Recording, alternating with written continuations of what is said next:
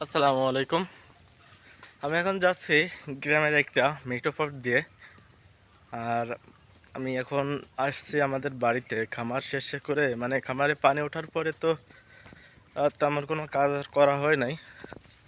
খামারে বাসায় আসছিলাম, বাসায় এসে কিছু মানে আব্বু বলছে যে ওই যে ধান লাগাবে, তো ধানের পাতা মারিয়ে রেখে আইছে আর জমিটাও চাষ করা আছে।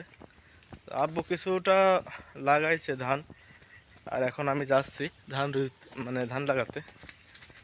তো আমাদের এই মেঠোপথ, এই যে গ্রামের, আমি এখন যাচ্ছি খালি পায়ে।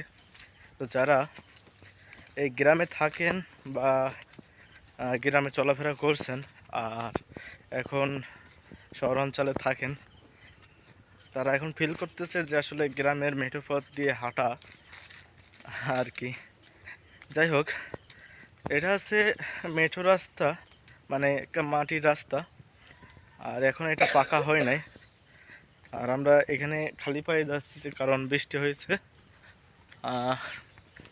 আমরা এখন ভুইতে যাব। আমাদের এখান থেকে একটু দূরেই আছে, প্রায় 1.5 কিলোমিটার পর্যন্ত।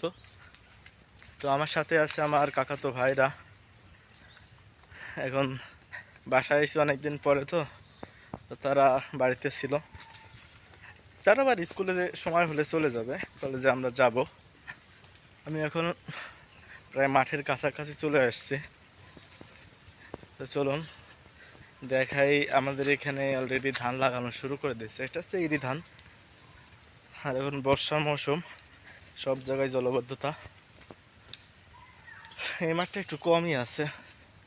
আমরা মাঠের ভিতরেই চলে আসছি।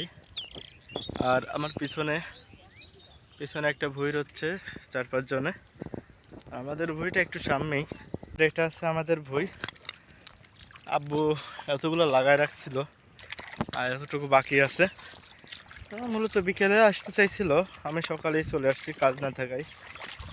এখন এটা রোপণ করা লাগবে। পাতা এগুলো মারা আছে, দেখা যাক কতটুকু হয়। আর ওই পাশে থেকে পাতাটা মারিয়ে আসবো আর কি।